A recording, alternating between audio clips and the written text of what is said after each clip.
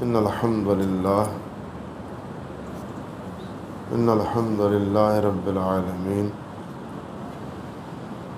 والصلاة والسلام على سيد الأنبياء والمرسلين وعلى آله وصحبه ومن تبعهم بإحسان إلى يوم الدين،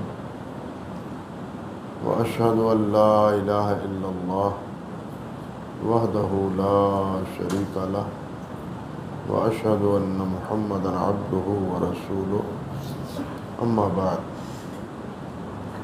فأعوذ بالله السميع العليم من الشيطان الرجيم من همزه ونفخه ونفثه. بسم الله الرحمن الرحيم. هو الذي أرسل رسوله بالهدى ودين الحق ليظهره على الدين كله وكفى بالله شهيدا. محمد رسول الله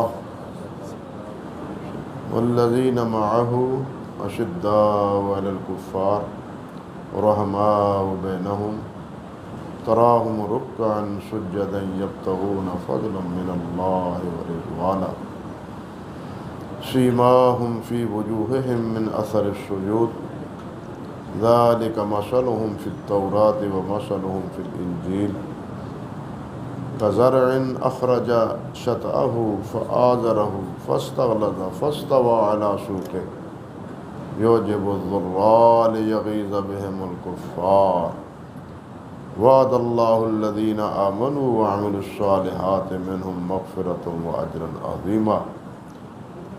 سبحان ربك رب العزة عما يصفون وسلام على المرسلين والحمد لله رب العالمين. محترم حضرات، گزشتہ مجلس میں میں یہ بات آپ سے عرض کر رہا تھا کہ اللہ سبحانہ و تعالی نے سورۃ الفتح کی ان آیات میں جو دین حق کے غلبے کی بشارت دی ہے کہ میں نے یہ دین بھیجا ہی اس لیے ہے کہ یہ تمام ادیان پر غالب آئے. اس غلبے کا ایک سبب تو یہ ہے کہ یہ دین کامل ہے. جس طرح خود اللہ رب العزت نے فرمایا الیوم اکملت لکم دینکم واتممت علیکم نعمتی ورضیت لکم الاسلام دینا. یہ کامل اور مکمل دین ہے. اب اس میں کسی قسم کا نہ اضافہ ہو سکتا ہے نہ اس میں کمی ہو سکتی. تمت کلمۃ ربک صدقا وعدلا. اللہ تعالیٰ کے جتنے کلمات سچائی کے اور عدالت کے ہیں وہ سب مکمل ہو چکے. دین نام کی باقی کوئی چیز اللہ رب العزت نے اپنے پاس نہیں رکھی. وہ تمام تر اپنے حبیب سید الاولین والآخرین حضرت محمد رسول اللہ صلی اللہ علیہ وسلم پر نازل فرما دی. اب کامل چیز اس کی تکمیل تو تبھی ہوتی ہے جب وہ دوسرے پر غلبہ پائے. اگر دوسرا غالب آ جائے تو اس کی تکمیل جو ہے نا وہ گہنا کے رہ جاتی. اور یہ غلبہ میں نے جس طرح عرض کیا تھا نبی علیہ السلام کے دور میں سرزمین حجاز تک غالب رہا، غالب آیا، حتیٰ کہ مشرکین مکہ وہ بھی سرنگوں ہو گئے اور یہود جو تھے مدینہ طیبہ میں اور خیبر میں وہ بھی مفتوح ہوئے. پورے سرزمین حجاز میں صرف اسلام کا نام لیا جاتا تھا اور نبی علیہ السلام کا ہی پھریرا لہراتا تھا پورے سرزمین حجاز. یہ 10 سال کی محنت اور 10 سال کی کوشش کا نتیجہ ہے. بلکہ 10 سے بھی کہنا چاہیے 8 سال، کیونکہ غزوہ بدر 2 میں ہوا ہے اور 10 کے بعد 11 ربیع الاول میں نبی علیہ الصلوۃ والسلام کا انتقال ہے۔ تو اس اعتبار سے کل 8 سال میں اللہ سبحانہ و تعالیٰ نے زمینی اعتبار سے بھی اور دلائل کے اعتبار سے تو ظاہر بات ہے، یہودی سامنے آئے، وہ بھی خاموش ہو گئے، عیسائی آئے، نبی علیہ السلام نے انہیں مبالغے کی دعوت دے دی، اگر تمہیں کوئی شک و ریب ہے تو پھر آؤ مبالغہ کرو، لیکن وہ اس سے بھی بھاگ گئے۔ مشرکین مکہ اپنے شرک اور اپنی گمراہی پر جتنی دلیلیں دیتے تھے وہ ساری کی ساری رسول اللہ صلی اللہ علیہ وسلم نے ناکارہ ثابت کر دی، قرآن مجید نے ناکارہ کر دی، کوئی دلیل ان کی کامیاب نہیں ہو سکی، نہ عقلاً نہ نقلاً، نہ عقل نے ان کو قبول کیا نہ ہی نقل نے ان کو قبول کی۔ یہی کیفیت باقی افراد کی تھی۔ تو کہنے کا مقصد یہ ہے کہ نبی علیہ الصلوۃ والسلام کی حیات طیبہ میں یہ پورا سرزمین حجاز وہ مفتوح ہو چکا تھا، مغلوب ہو چکا تھا، اور نبی علیہ الصلوۃ والسلام کے بعد یہ جو بشارتیں ہیں دین کے تکمیل کی اور دین کے غلبے کی، اور پھر وہ بشارتیں جو نبی علیہ الصلوۃ والسلام نے ایران اور روم کے بارے میں بھی فرمائی تھی کہ جب قیصر مفتوح ہو جائے گا، ایک وقت آئے گا تو پھر اس کے بعد کوئی قیصر نہیں ہوگا، کسریٰ بھی ختم ہو جائے گا اور اس کے بعد کسریٰ ختم ہو جائے گا، کوئی نام نہیں کسریٰ کا ہوگا۔ اور یہ بشارتیں نبی علیہ الصلوۃ والسلام کی وہ کیا ہیں؟ حضرت عمر فاروق اور بعد میں حضرت عثمان غنی رضی اللہ تعالیٰ عنہ کے دور میں مکمل ہوئی۔ یوں کہنا چاہیے کہ غلبے کا جو وعدہ تھا اللہ رب العزت کی طرف سے، اس کی تکمیل وہ کن کے ذریعے ہے، کن کے ہاتھوں ہے؟ وہ حضرت ابو بکر کے بعد حضرت عمر، حضرت عثمان کے ہاتھوں میں۔ اور اس کی بالکل ایسے ہی مثال ہے کہ جس طرح حضرت موسیٰ علیہ السلام کو اپنے دشمنوں پر غلبے کی اللہ ذوالجلال والاکرام نے بشارت دی تھی، وہ دشمن سامنے تو تھا نا، فرعون تو مارا گیا، فرعون تو دریا میں غرق ہو گیا، لیکن جو مصر اور مضافات کے علاقوں پر غلبے کی بشارت اللہ ذوالجلال نے حضرت موسیٰ علیہ السلام کو دی تھی، تو وہ موسیٰ علیہ السلام کے ہاتھوں نہیں، بلکہ موسیٰ علیہ السلام کے جو صحابی تھے، بعد میں وہ نبی بھی بنے، حضرت یوشع بن نون، ان کے ہاتھوں وہ ساری بشارتیں جو ہے نا وہ مکمل ہوئی۔ یعنی عجیب توافق ہے کہ نبی علیہ الصلوۃ والسلام کی حیات طیبہ میں اور حضرت موسیٰ علیہ السلام کی حیات طیبہ میں بہت سی موافقتیں ہیں، لیکن اس طرف اگر جائیں تو سارا وقت جو ہے نا وہ اسی میں صرف ہو جائے گا۔ تو یہاں صرف ایک بات ہی میں اشارتاً کہہ رہا ہوں کہ جس طرح موسیٰ علیہ السلام کے ساتھ وعدہ تھا اور وہ وعدہ حضرت یوشع بن نون کے ذریعے مکمل ہوا، بالکل اسی طرح جو وعدہ نبی کریم صلی اللہ علیہ وسلم کے ساتھ تھا، وہ وعدہ مکمل کن کے دور میں ہوا؟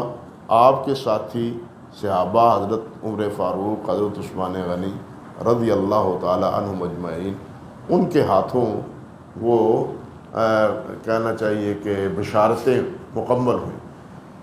گویا کہنا چاہیے کہ یہ نبی علیہ الصلوۃ والسلام تو انتقال فرما گئے، دین مکمل ہو گیا، لیکن اس کی جو تنفیذ کما حقہ پورے علاقے میں، حضرت عثمان غنی کے رضی اللہ تعالیٰ عنہ کے دور میں تو میں نے آپ سے عرض کیا تھا، یہ آپ کے قابل اور کرمان سے لے کے بلوچستان کے علاقے سے لے کے مراکش اور افریقہ تک تمام علاقے میں اللہ کے فضل و کرم سے مسلمانوں کی حکمرانی تھی، اور یہ حکمرانی وہ دشمنوں کو پریشان کرتی تھی۔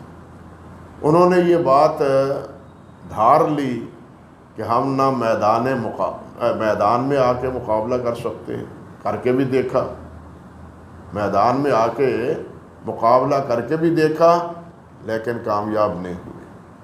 ہم نے دلائل کے ساتھ باتیں بھی کی، دلائل کا تبادلہ بھی کیا، لیکن ہم دلائل کے اعتبار سے بھی کامیاب نہ ہو پائے، ناکام ہو گئے۔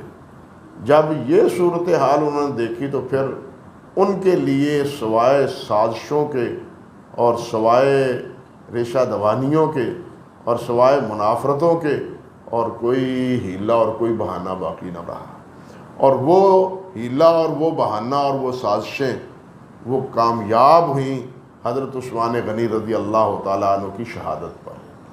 اور ان کا یہی وجہ ہے کہ حضرت عثمان غنی رضی اللہ تعالیٰ عنہ کی شہادت کے بعد آج تک مدینہ طیبہ دوبارہ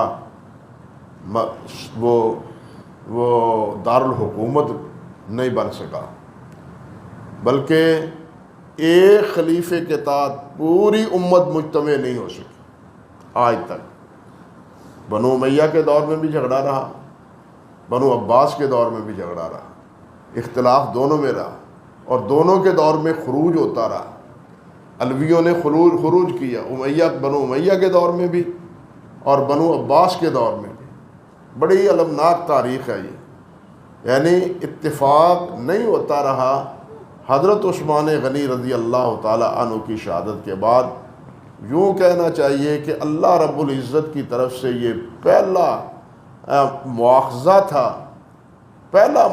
تھا کہ اس امت کے ہاتھوں مدینہ طیبہ، جہاں نبی علیہ السلام، ابو بکر، عمر، عثمان خلیفہ رہے، وہ دارالسلطنت اور دارالخلافہ جو ہے نا وہ باقی نہ رہا۔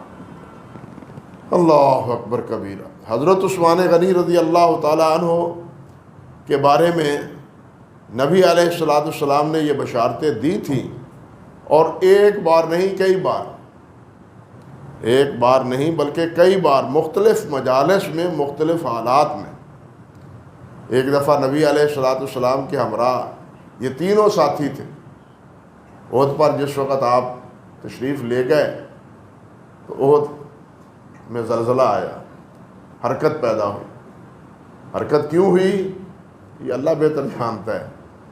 بعض توجیہ کرتے ہیں کہ احد محبت کی وجہ سے ہل پڑا تھا، جس طرح نبی علیہ السلام نے فرمایا احد یحبنا ونحبہ، احد ہم سے محبت کرتا ہے، ہم احد سے محبت کرتے ہیں۔ یعنی پہاڑ کے دل میں بھی نبی علیہ السلام کی اور صحابہ کرام کی محبت تھی، پہاڑ کے دل میں۔ یعنی ہم جن کو جمادات کہتے ہیں نا، جمی ہوئی چیزیں، پہاڑ، انہیں بھی اللہ ذوالجلال نے ایک شعور عطا فرمایا ہے ان کے دائرے کے مطابق، بلکہ ہر چیز کو اللہ ذوالجلال نے ان کے دائرے کے مطابق شعور بخشا ہے۔ تبھی تو اللہ تعالیٰ نے فرمایا وَإِن مِّن شَيْءٍ إِلَّا يُسَبِّحُ بِحَمْدِهِ، کوئی چیز ایسی نہیں جو اللہ ذوالجلال کی تسبیح نہ کہتی، ہر چیز اللہ ذوالجلال کی تسبیح کہتی۔ جس کو ہم جمادات کہتے ہیں، جن کو ہم شجر و حجر کہتے ہیں، وہ بھی اللہ سبحانہ و تعالیٰ کی تسبیح کہتے ہیں۔ اللہ اکبر کبیرہ۔ تو نبی علیہ السلام سے اسی محبت کی وجہ سے کہتے ہیں کہ یہ احد وہ حرکت میں آیا۔ تو نبی علیہ السلام نے اپنا پاؤں مبارک احد پر مارا اور فرمایا اسکن یا احد، ٹھہر جاؤ، فإنما علیک نبی و صدیق و شہیدان، تیرے اوپر ایک نبی ہے، ایک صدیق ہے اور دو شہید ہیں، ایک عمر فاروق اور ایک حضرت عثمان غنی۔ نبی علیہ السلام نے حضرت عمر کی بھی شہادت کی خبر دی تھی، حضرت عثمان کی شہادت کی بھی خبر دی تھی، حضرت علی کی شہادت کی بھی خبر دی تھی، حضرت حسین کی شہادت کی بھی خبر دی تھی، اور حضرت حسن کی سرداری کی بھی نبی علیہ السلام نے خبر دی تھی۔ اللہ اکبر کبیرہ، یہ مستقل عنوان ہے، اللہ اکبر کبیرہ۔ تو اسی خبر کے مطابق اسی طرح ہوا۔ ایک دفعہ حضرت ابو موسیٰ اشعری رضی اللہ تعالیٰ عنہ، صحیح بخاری کی روایت ہے، فرماتے ہیں کہ آج تو میرا دل چاہتا ہے کہ نبی علیہ الصلوۃ والسلام کے ہمراہ وقت گزاروں۔ آپ گھر سے نکلے، مسجد نبی سے پتہ چل کیا کہ آپ کہاں ہیں، آپ کہاں تشریف لے گئے ہیں؟ اللہ اکبر کبیرہ۔ تو ساتھیوں نے بتلایا کہ یہ قباء کی طرف روانہ ہو گئے، اس طرف چل گئے ہیں۔ تو یہ پیچھے پیچھے چل نکلے۔ اب پاؤں کے آثار کچھ لوگوں کے پوچھنے سے پتہ چلا کہ نبی علیہ الصلوۃ والسلام بیر عریش پر تشریف لے گئے ہیں، اور جو وہاں باغ ہے وہاں قیام پذیر ہے۔ حضرت ابو موسیٰ اشعری رضی اللہ تعالیٰ عنہ نے وضو کیا اور یہ بھی وہاں پہنچ گئے۔ دروازہ کھٹکھٹایا، کھولا گیا، یہ نبی علیہ الصلوۃ والسلام کے ہمراہ تشریف لے گئے۔ اللہ اکبر کبیر۔ وہاں بیٹھے ہیں، کچھ دیر کے بعد فرماتے ہیں، قصہ مختصر لمبی روایت ہے، کچھ دیر کے بعد دروازہ کھٹکھٹایا گیا، باغ کا تھا، باغ کے ارد گرد یہ بیر عریش معروف کنواں ہے۔ اسی بیر عریش میں نبی علیہ الصلوۃ والسلام کی آخری نشانی، نبی علیہ السلام کی انگوٹھی مبارک، انگشت مبارک میں جو پہنتے تھے، جو وراثتاً کہنا چاہیے وراثتاً نے نیابتاً پہلے حضرت ابوبکر کے پاس آئی، پھر عمر فاروق کے پاس آئی، پھر حضرت عثمان کے پاس آئی، اور حضرت عثمان غنی اس کو لے کے بیر عریش پر بیٹھے ہیں، انگلی سے اتارا ہے پھر ڈال رہے ہیں، محبت سے انگلی سے اتارتے ہیں اور پھر انگلی میں ڈال رہے ہیں، لیکن کرنا قدرت کا یہ اللہ اکبر کبیرہ کہ وہ بیر عریش میں گر گئی، وہ انگوٹھی کنویں میں گر گئی۔ اب حضرت عثمان غنی رضی اللہ تعالیٰ عنہ نے ساتھیوں کو بلایا اور اس پورے کنویں کا پانی نکلوایا، لیکن انگوٹھی نہ ملی۔ حضرت شاہ ولی اللہ رحمۃ اللہ علیہ نے حجت اللہ نے ازالۃ الخفا میں یہ بات لکھی ہے اشارتاً، وہ فرماتے ہیں کہ یہ نبی علیہ الصلوۃ والسلام کی ایک نشانی تھی، وہ گویا گم ہو گئی، اور اس نشانی کے گم ہونے کا اشارہ تھا کہ اب نبوی برکات جو ہے نا اس سے امت محروم ہونا شروع ہو جائے گی۔ یہ نتیجہ نکالا ہے حضرت شاہ ولی اللہ رحمۃ اللہ علیہ نے ازالۃ الخفا میں۔ اللہ اکبر کبیرہ۔ تو یہ بیر عریش یہ جو ہے نا قباء سے مشرق کی طرف جائیں تو آگے جا کے وہ بیر عریش آتا ہے، اس کے پاس اب بھی باغ ہے کھجوروں کا۔ فرماتے ہیں کہ میں جب دروازہ کھٹکھٹایا، میں گیا دروازے سے کھولا، پوچھا کون؟ میں ابو بکر، ٹھہرو ذرا اجازت لے لینے دو۔ میں نے جا کے نبی علیہ الصلوۃ والسلام سے عرض کیا کہ ابو بکر آئے ہیں۔ آپ نے فرمایا افتح لہ الجنہ، افتح لہ الباب وبشرہ بالجنہ۔ اللہ اکبر، دروازہ کھولو اور اس کو جنت کی بشارت دے دو۔ حضرت ابو موسیٰ اشعری فرماتے ہیں کہ میں گیا اور ابو بکر صدیق کو اسی طرح دروازہ کھولا اور ان کو جنت کی بشارت دی۔ وہ آ کے نبی علیہ السلام اس بیر میں اس کی مڑیر پر بیٹھے ہیں، پاؤں کنویں میں لٹکا کے، پاؤں کنویں جس طرح میں بیٹھا ہوں اسی طرح پاؤں مبارک وہ کنویں میں لٹکا کے بیٹھے۔ تھوڑی دیر کے بعد اور ابو بکر صدیق آئے تو وہ آپ کے پاس آ کے بیٹھ گئے، آپ کے پاس بیٹھ گئے۔ تھوڑی دیر کے بعد دروازہ پھر کھٹکھٹایا، میں پھر گیا، کون؟ عمر، ٹھہرو ذرا۔ نبی علیہ السلام سے اجازت لی، نبی علیہ السلام نے فرمایا کہ دروازہ کھولو اور اسے جنت کی بشارت دو اور شہادت کی بھی خبر دو۔ اللہ اکبر کبھی۔ چنانچہ حضرت عمر فاروق رضی اللہ تعالیٰ عنہ کو جنت کی بشارت دی، دروازہ کھول دیا، اور وہ کنویں میں جہاں نبی علیہ السلام بیٹھے تھے ایک طرف ابو بکر، وہ آ کے دوسری طرف بیٹھ گئے، درمیان میں اب نبی علیہ الصلوۃ والسلام۔ تھوڑی دیر کے بعد پھر دروازہ کھڑکا، یہ صحیح بخاری کی روایت۔ تو میں نے عرض کیا یہ دروازہ کھولوں؟ فرمایا کھول دو دروازہ۔ فرمایا جو آئے دروازہ بھی کھول دو اور اس کو بشارت دو کہ وہ بلوے میں شہید ہوں گے، بلوے میں شہید ہوں گے، بلوہ ان پر ہوگا، حملہ ہوگا، لوگ ان کے گھر میں داخل ہوں گے اور ان کو شہید کریں گے۔ اللہ اکبر کبیرہ۔ حضرت ابو موسیٰ فرماتے ہیں رضی اللہ تعالیٰ عنہ کہ میں نے دروازہ کھولا اور یہی بات پوری کی پوری حضرت عثمان کو بتلا دی، تو نبی علیہ السلام کی یہ بات سن کے حضرت عثمان فرمانے لگے اللہ المستعان، اللہ المستعان، اللہ مدد کرے گا، اللہ مدد فرمائے گا۔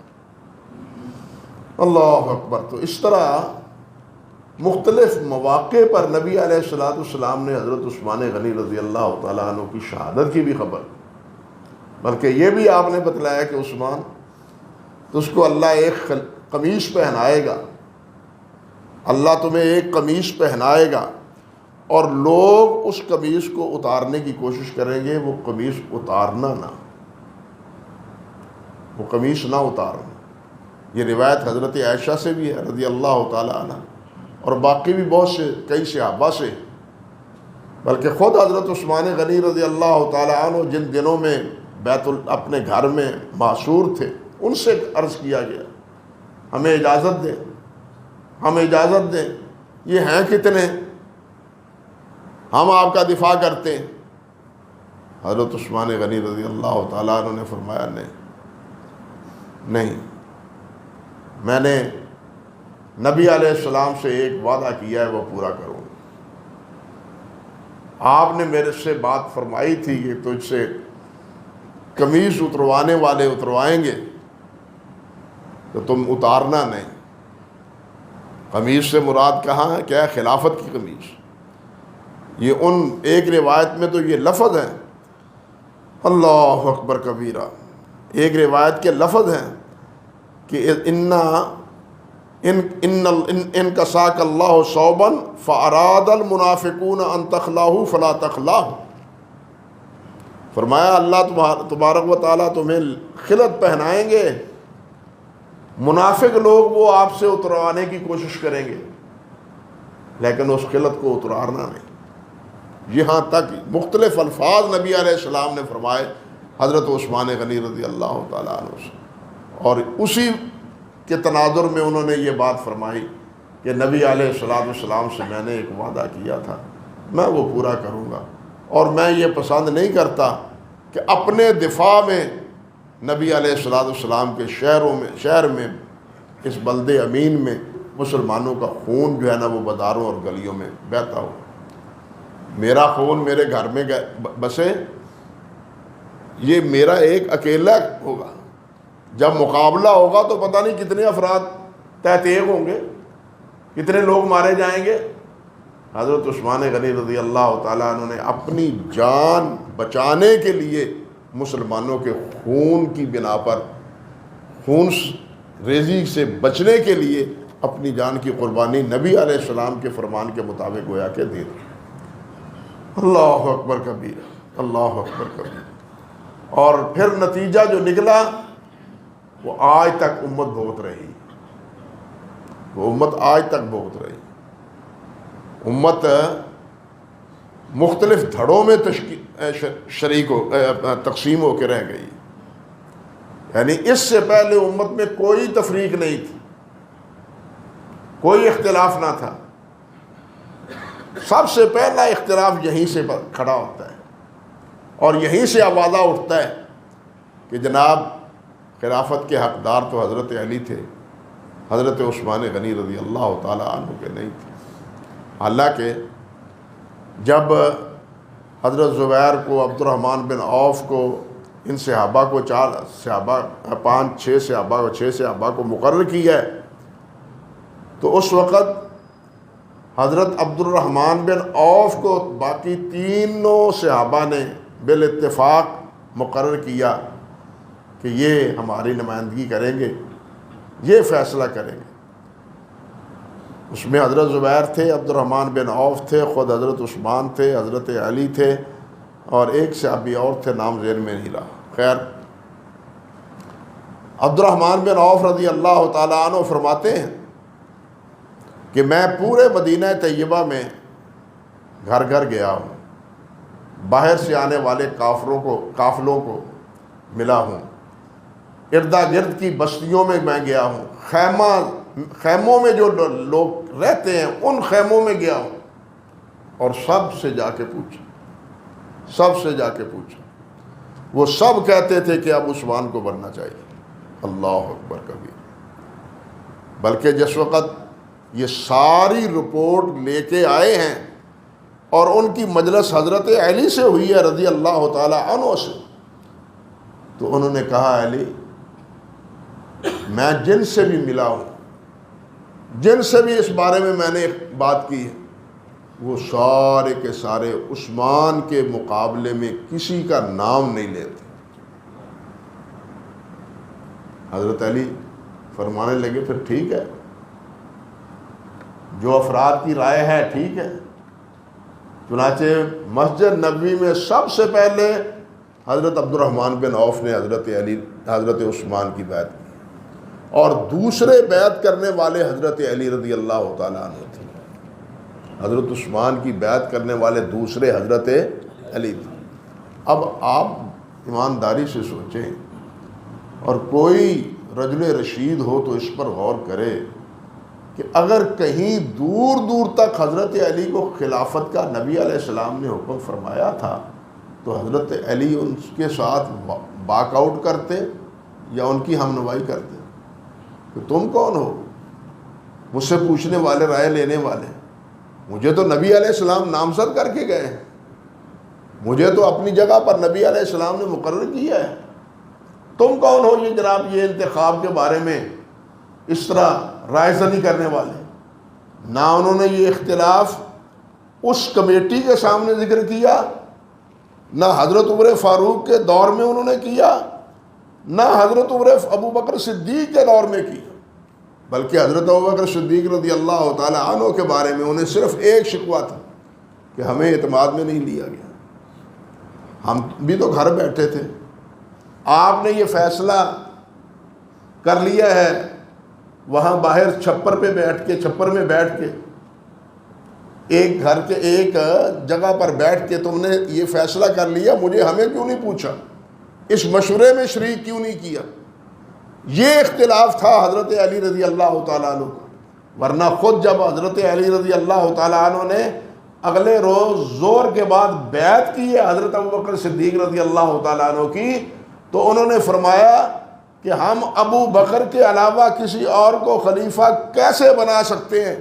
جس کو اللہ کے نبی نے اپنے مصلی کا امام بنایا ہو، ہم اپنے امام کسی اور کو کس طرح بنا سکتے ہیں؟ یہ بات اگلے روز خود حضرت علی رضی اللہ تعالیٰ عنہ نے فرمائی تھی، یعنی اس پر حضرت علی خود راضی ہیں، عمر فاروق پر خود راضی ہیں، اور دونوں کے مشیر رہے حضرت علی رضی اللہ تعالیٰ عنہ۔ بہت سے مشورے حضرت علی رضی اللہ تعالیٰ عنہ کے مشوروں پر یہ حضرات عمل کرتے رہے ہیں۔ عرض کرنے کا مقصد یہ تھا کہ یہ حضرات، اور ان میں بالخصوص جو حضرت عثمان غنی رضی اللہ تعالیٰ عنہ ہے، جس طرح ان کی شہادت ہوئی، اللہ اکبر کبیرہ، ان کے اپنے گھر میں، اور جس بے دردی سے ان کو شہید کیا گیا، اور اس حالت میں کہ آپ قرآن مجید کی تلاوت فرما رہے تھے، نماز کے بعد، صبح کی نماز کے بعد گود میں قرآن مجید کھلا ہے اور یہ آیت پڑھ رہے ہیں فَسَيَكْفِيكَهُمُ اللَّهُ فَسَيَكْفِيكَهُمُ اللَّهُ، اور ادھر سے دشمن نے وار کیا ہے اور ان کے سر کا خون بہہ کے اسی آیت پہ ٹپکا ہے سب سے پہلے، اور یہ قرآن اب تک محفوظ ہے، یہ خون کے دھبے قرآن مجید میں اب تک محفوظ ہے۔ اس آیت کا کیا معنی ہے؟ فَسَيَكْفِيكَهُمُ اللَّهُ، تیری طرف سے اللہ کافی، تیری طرف سے کون ہے؟ اللہ۔ کوئی بدلہ لے نہ لے، کوئی اختلاف، کوئی انتقام لے نہ لے، اللہ کافی ہے۔ اور پھر اللہ رب العزت نے ان سے انتقام لیا۔ مورخین نے ذکر کیا ہے کہ جو بالفعل جنہوں نے حضرت عثمان غنی رضی اللہ تعالیٰ عنہ کو تحت کیا وہ صحیح سالم نہیں رہے، بلکہ ایک آدمی ایسا تھا، حضرت حسن بصری فرماتے ہیں غالباً رحمۃ اللہ علیہ، کہ میں بیت اللہ کا طواف کر رہا تھا اور ایک آدمی جس کا ہاتھ لکڑی بنا ہوا تھا، بالکل خشک، ہاتھ بالکل خشک ہو گیا تھا، وہ طواف کر رہا ہے، میں بھی طواف کر رہا ہوں، اور رو رہا ہے وہ، اور کہہ رہا ہے کہ یا اللہ مجھے معاف فرما دے، لیکن مجھے خطرہ ہے کہ تو مجھے معاف نہیں کرے گا۔ آپ اندازہ کیجئے نا امیدی کی بھی انتہا دیکھیے۔ میں نے بعد میں پوچھ ہی لیا، اللہ بڑا مہربان ہے، طواف کے دوران تم دعا کر رہے ہو اللہ تعالیٰ معاف کر دے گا، یہ کیا کہہ رہا ہے کہ لیکن مجھے خطرہ ہے کہ تو مجھے معاف نہیں کرے گا۔ نے کہا کہ میں وہ بد نصیب ہوں جس نے یہ قسم اٹھائی تھی کہ میں عثمان کے چہرے پر تھپڑ لگاؤں گا۔ اللہ اکبر کبیر۔ حضرت عثمان رضی اللہ تعالیٰ عنہ زندگی میں تو مجھے ملے نا، جب مجھے اطلاع ملی کہ وہ فوت شہید ہو گئے ہیں تو پھر میں گھر میں داخل ہوا اور موقع پا کے جب دیکھا کوئی اور نہیں ہے تو ان کے منہ پہ، شہید ہونے والے عثمان کے منہ پہ میں نے تماچا مارا، اور اسی وقت میرا یہ ہاتھ خشک ہو گیا، لکڑی بن گیا۔ اللہ ذوالجلال نے فَسَيَكْفِيكَهُمُ اللَّهُ، اللہ ذوالجلال نے انتقام لیا ان سب سے جنہوں نے حضرت عثمان غنی رضی اللہ تعالیٰ عنہ کے ساتھ یہ زیادتی کی تھی۔ اور عثمان جن کے بارے میں اللہ کے نبی نے یہ فرمایا اللہم انی قد رضیت فرضا عنہ، یا اللہ میں عثمان پہ راضی تو بھی راضی ہو جا، میں عثمان پہ راضی تو بھی راضی ہو جا۔ اور اللہ ذوالجلال والاکرام نے ایک جگہ صحابہ کرام کے بارے میں نہیں فرمایا، کئی جگہ فرمایا کہ میں اس محمد کے ساتھیوں پر راضی ہوں صلی اللہ علیہ وسلم۔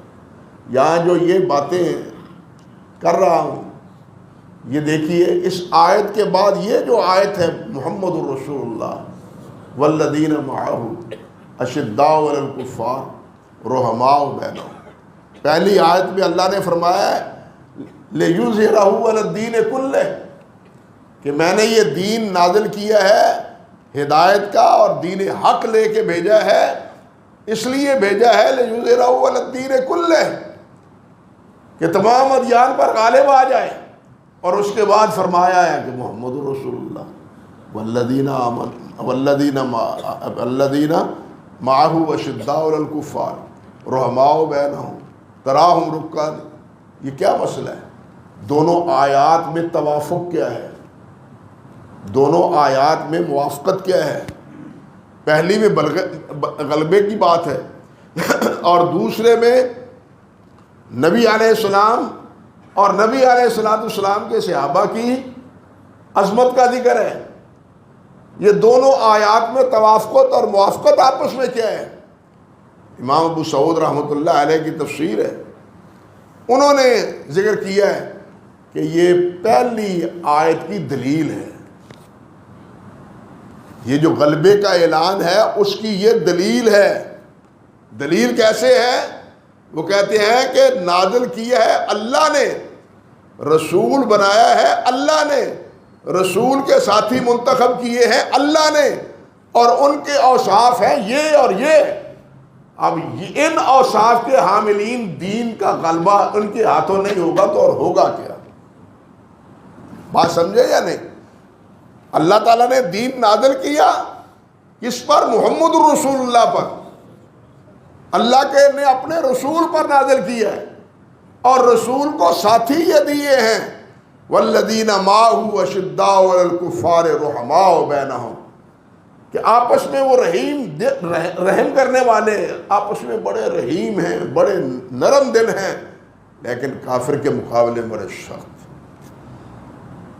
وہ ایسے نہیں ہے کہ جناب چبائے جائیں، ایسے نہیں ہے کہ ان کو ٹھکرا دیا جائے۔ اشداء علی الکفار رحماء بینہم تراہم رکعا، یہ تو ہے موافقت آپس میں محبت کی۔ اور یہ امر واقعہ یہی ہے کہ آپس مسلمانوں کے غلبے کا سب سے بڑا بنیادی سبب یہ ہے کہ پہلے مسلمان یکجان ہوں، یکجان ہوں، یک جہت ہوں، یک فکر ہوں، یک فکر ہوں۔ وہ جیسے کہتے ہیں نا کہ یک قالب ہوں، یک قالب ہوں، سب ایک ہو جائیں، ایک دوسرے کی ہمدردی اور درد دل وہ سب کے دلوں میں جاگزی ہو، اور دشمن کے مقابلے میں وہ سخت گیر واقع ہوں۔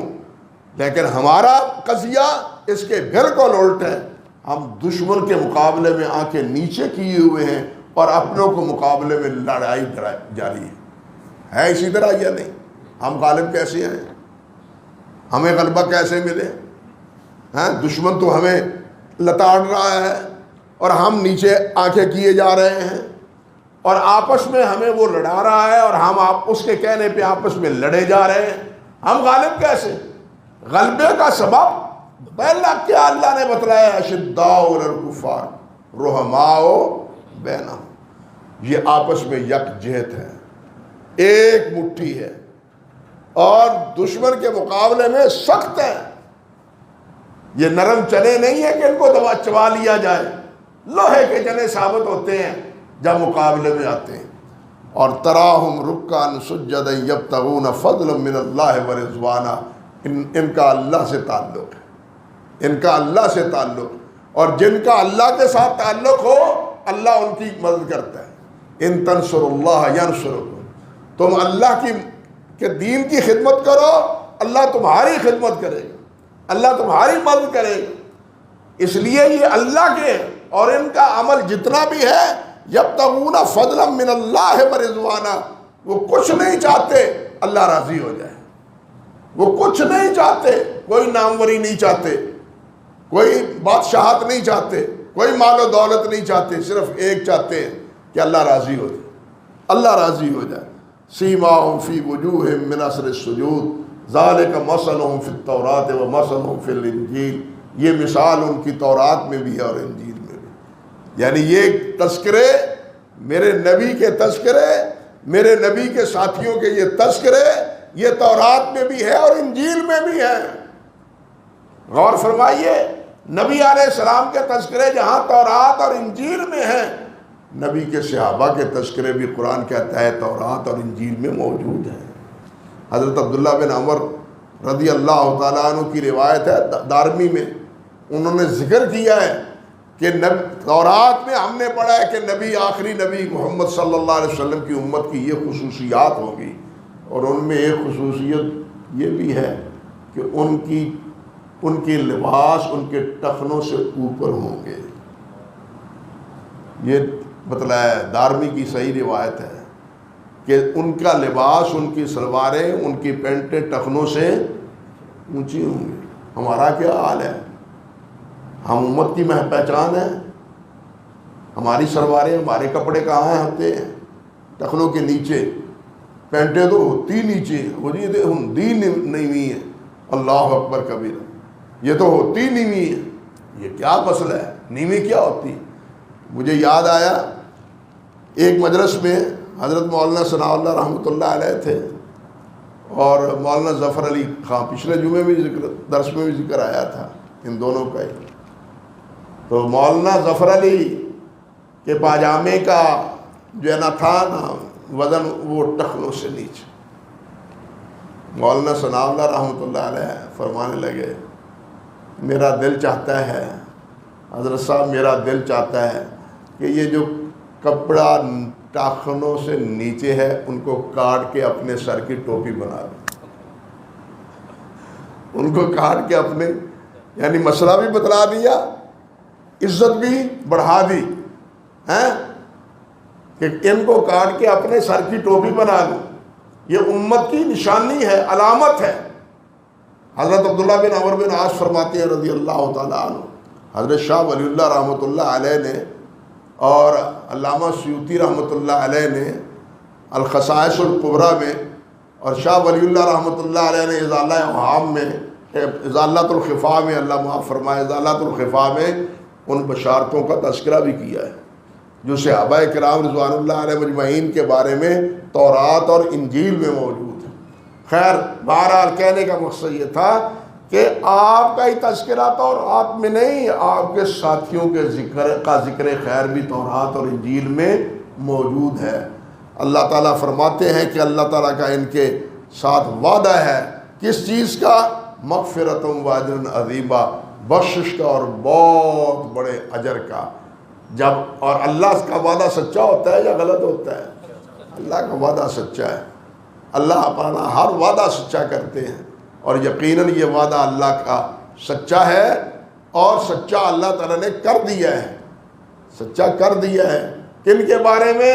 حضرات صحابہ کرام رضوان اللہ علیہ اجمعین کے بارے میں۔